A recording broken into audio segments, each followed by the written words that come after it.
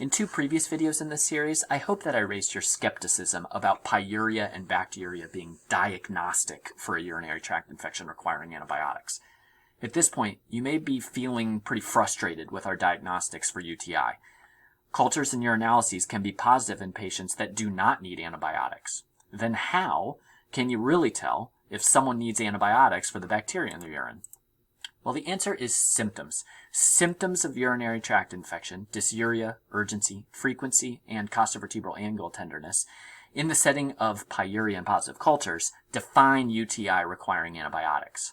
These are the consensus symptoms from the medical community. It's not nausea and vomiting, not headache, not stinky urine, not constipation, not fatigue, not altered mental status. It's symptoms directly attributable to the urinary system that we are trying to intervene upon. It's these symptoms that define inclusion into almost all studies looking at hard endpoints related to antibiotics for the benefit of symptomatic UTI.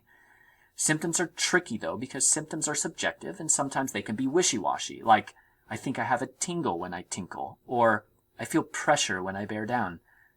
Patients are pretty bad at associating their symptoms with legit bacteriuria. Many like to talk about odor and consistency, but the most reliable symptom predictive of bacterial growth is dysuria. You might be saying, that's not what I do though.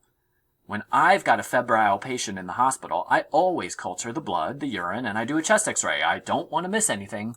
And I get it. I learned this too.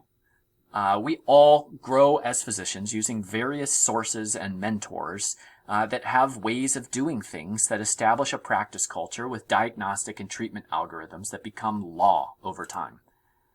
But some of those laws are actually based on myth, like the association with simple cystitis or isolated bladder infection and fever. In a previous video, we talked about how bacteriuria is extremely common even in asymptomatic individuals. Why then should fever always prompt a hunt for a normal physiologic state, bacteriuria? And why would bacteriuria sometimes, but not always, cause fevers? Let me start by saying that we have arbitrarily separated out fever and bacteriuria as a manifestation of upper tract disease, like pyelonephritis. Cystitis, by definition, should not cause fever, should not cause bacteremia, and should not cause kidney abscess. These outcomes are extremely rare from a research perspective and are considered separate syndromes than your typical 30-year-old female with dysuria. And this is an important distinction because bacteriuria and pyuria are very common, even in asymptomatic individuals, and fever is very uncommon, even in symptomatic individuals. Because of this, febrile urinary tract infection really needs to be thought of as complicated disease, in a separate category, and approached separately.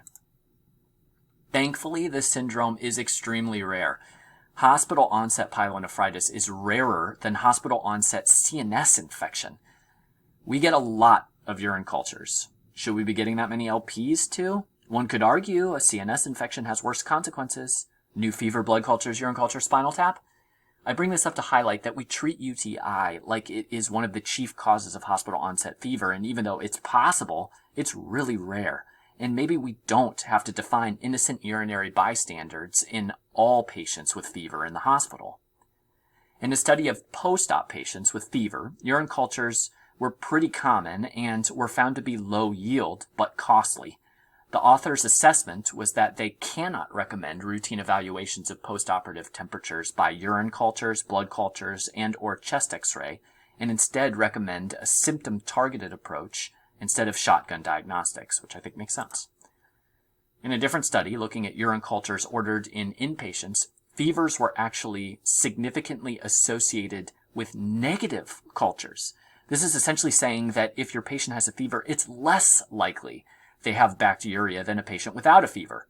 The exact opposite of what we're taught to associate. These urine cultures are frequently ordered for bad indications, are low yield, and frequently treated unnecessarily based on the guidelines. I was taught that cystitis causes fever, but the lie detectors say that's a lie. Hospital onset fever is very, very rarely related to an upper urinary tract infection, and new fever in a hospitalized patient should not include UTI on the initial differential diagnosis. Asymptomatic bacteria is very common. Just because you find it in a patient with a fever doesn't mean the fever is coming from the bacteria there. Association is not causation. If your patient develops a new fever in the hospital, checking the urine without clear urinary tract symptoms is likely low yield. This was the third in a series of lectures that you can find at our Viper YouTube channel. Take a listen to our other 9 myths about urinary tract infection that get mistaught in medical school, and let me know if you have questions. Thanks for listening.